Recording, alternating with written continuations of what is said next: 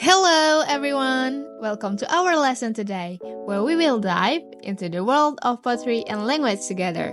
We will explore a wonderful I Wandered Lonely as a Cloud by William Wordsworth, a perfect example of romantic poetry that connects us with nature and our own feelings.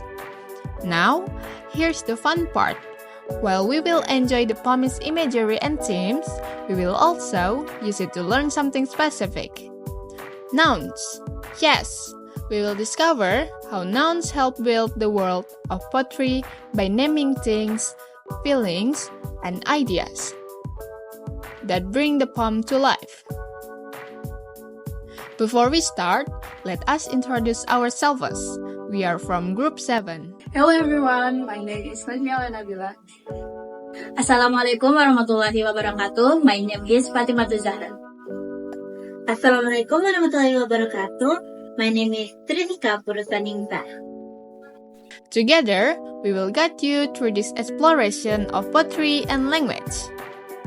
Here's what you will be able to do by the end of our lesson today. First, identify and underline at least 10 nouns from the poem, especially those that describe elements of nature. Second, recognize different types of nouns in the poem. Before we get into discussing more about this poem, first, let's listen to this poem together.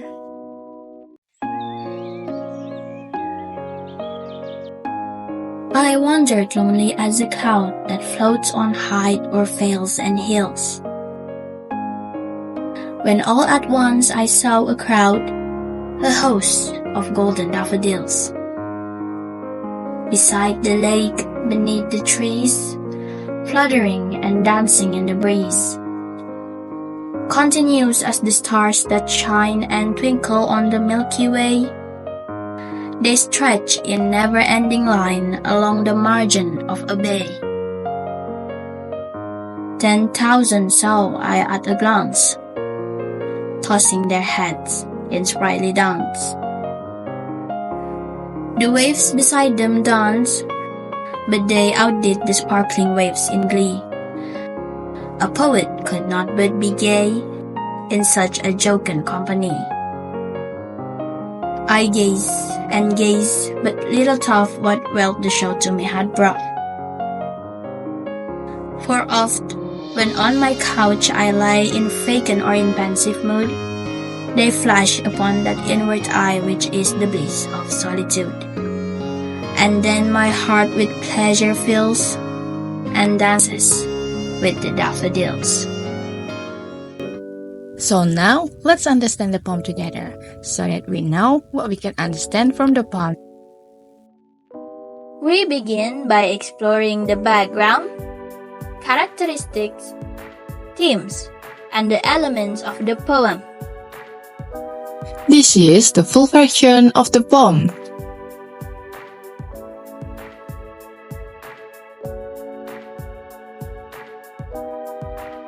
The poem I Wandered Lonely as a Cloud, also known as Daffodils, was written by William Wordsworth, one of the leading poets of the Romantic era. The title refers to the golden flowers that bring joy and peace to the speaker. Wordsworth wrote this poem after being inspired by a real-life experience of seeing a field of daffodils. Now, let's imagine for a moment. Have you ever come across a field of flowers so beautiful that it made you stop and admire them? That is exactly what Wordsworth felt when he wrote this poem.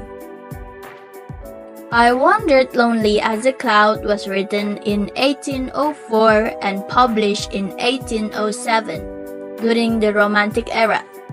This era was known for its celebration of nature, personal emotions, and imagination. Poets like Wordsworth believed that nature could heal the soul and inspire the mind. Romantic poetry often takes us on a journey of personal emotions, and this poem is no exception. Wordsworth begins with the line, I wandered lonely as a cloud. expressing a feeling of solitude and reflection. But as the poem progresses, we can see how his mood transforms from loneliness to joy, thanks to the beauty of the daffodils. One of the key characteristics of the Romantic era is its focus on nature as a source of peace and inspiration. In the final stanza, Wordsworth describes how the memory of the daffodils stays with him. They flash upon that inward eye, which is the bliss of solitude. This shows how nature can comfort us even long after we have left it. Think about it. Do you have a favorite place in nature that makes you feel happy or calm? Maybe it is a park, a beach, or your own backyard. Wordsworth reminds us how important it is to cherish these moments. The themes of this poem center around nature and personal reflection. Wordsworth shows how nature can provide joy and peace, even during the difficult times. The speaker's encounter with the daffodils lifts his spirit, and later, the memory of the flowers continues to bring him happiness. This theme resonates with many of us, as it reminds us to appreciate the small yet powerful moments that nature offers. Let's now look at how the poem is crafted. Structurally, I Wandered Lonely as a Cloud has 4 stanzas.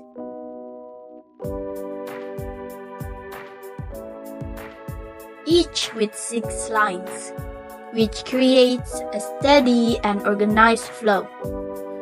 This reflects the calm and peaceful experience of wandering through nature. The lines often end with punctuation, a technique called end stopping, which gives the poem a measured rhythm. For example, in the lines, "When all at once I saw a crowd, a host of golden daffodils." The commas create pauses that make the poem feel reflective and serene. In terms of sound, the rhyme scheme follows a pattern of A B C C. For example, the words cloud and crowd rhyme, as do hills and daffodils in the first stanza. D E F F,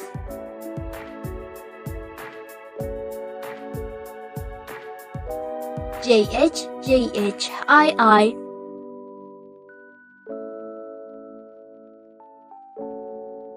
J K L L. This consistent pattern adds harmony to the poem, giving the poem a musical quality. The rhythm is iambic tetrameter, meaning each line has a gentle, flowing beat, like in I wandered lonely as a cloud. This rhythm mirrors the smooth movement of the speaker's wandering thoughts.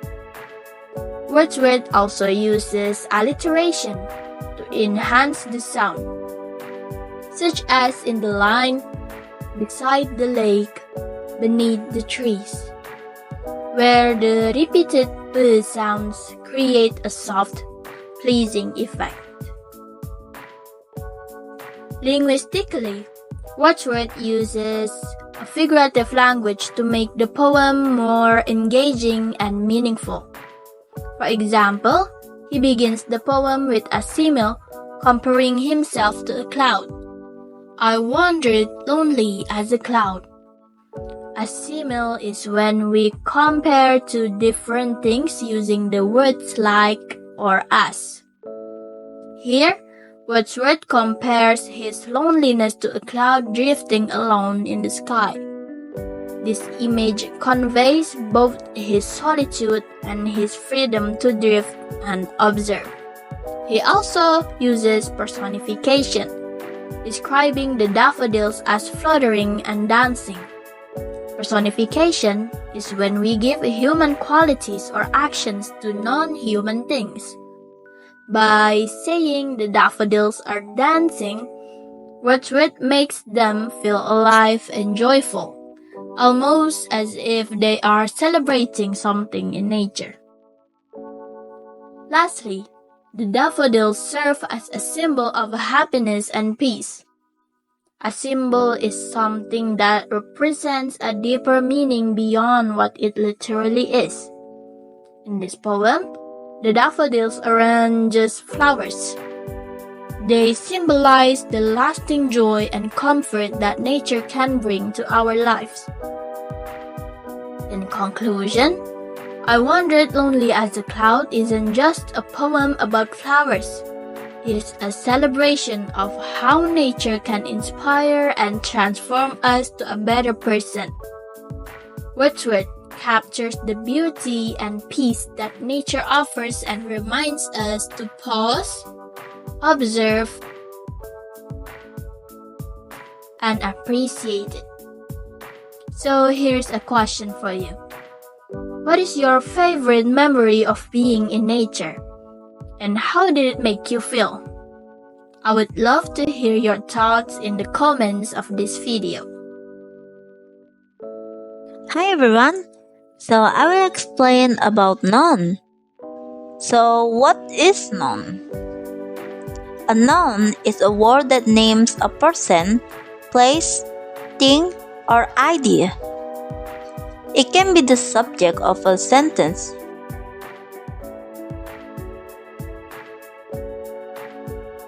object of a verb,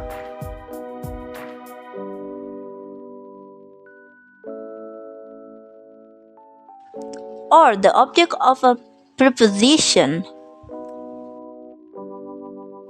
So, are noun have a types? Of course, noun have a types. There are 4 types of noun, so I will explain one by one. The first one is common nouns.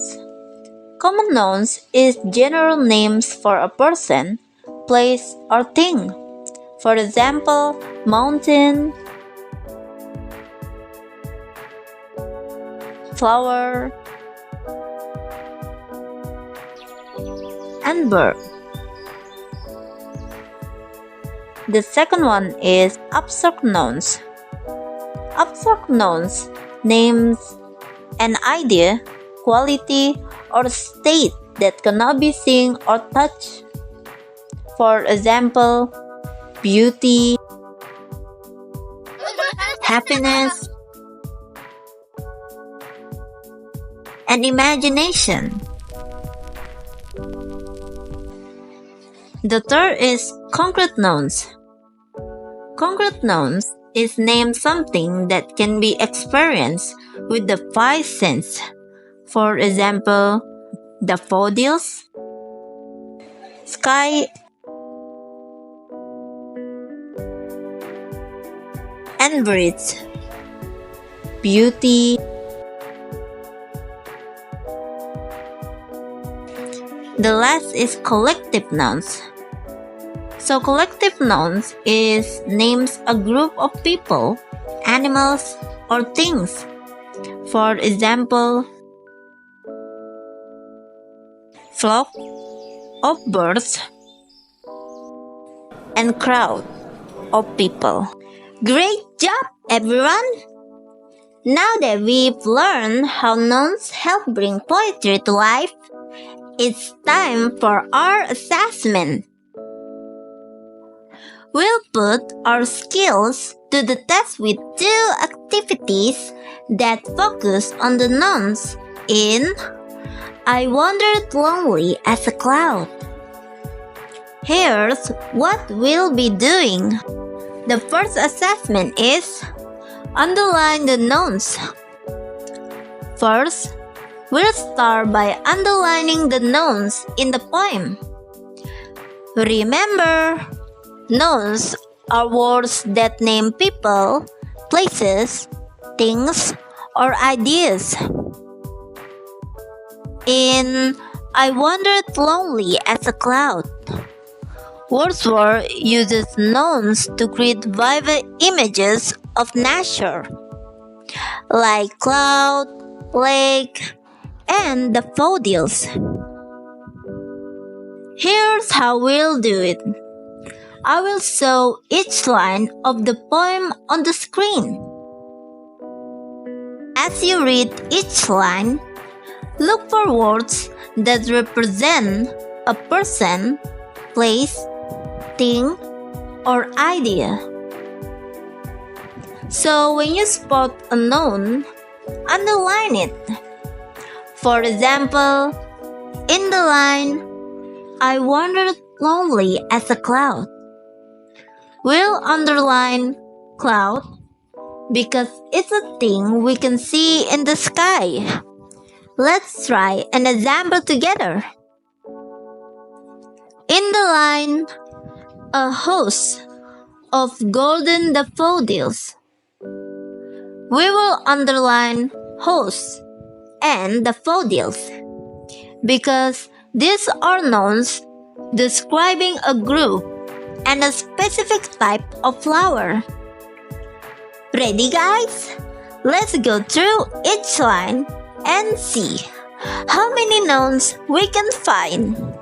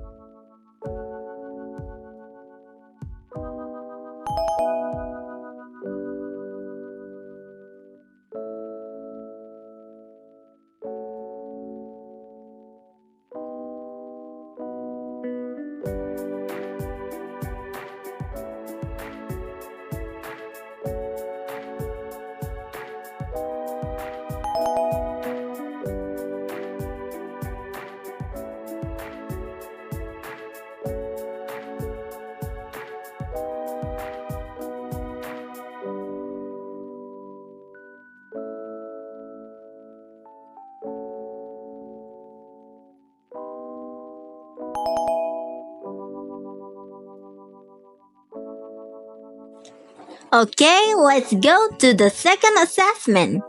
That is, identify the type of each noun. Now that we've underlined the nouns, it's time to identify what type of noun each one is. In this poem, we can find several types of nouns. The first one is concrete nouns. Concrete nouns are things we can touch, see, or experience with our senses, like cloud or lake. The second one is abstract nouns. Abstract nouns represent ideas or feelings we can see or touch, like bliss or solitude. The third one is collective nouns. Collective nouns refer to groups, like hosts, which means a large group of daffodils. The last one is common nouns. Common nouns are general names for things, like hill or tree. So, how to identify the noun types?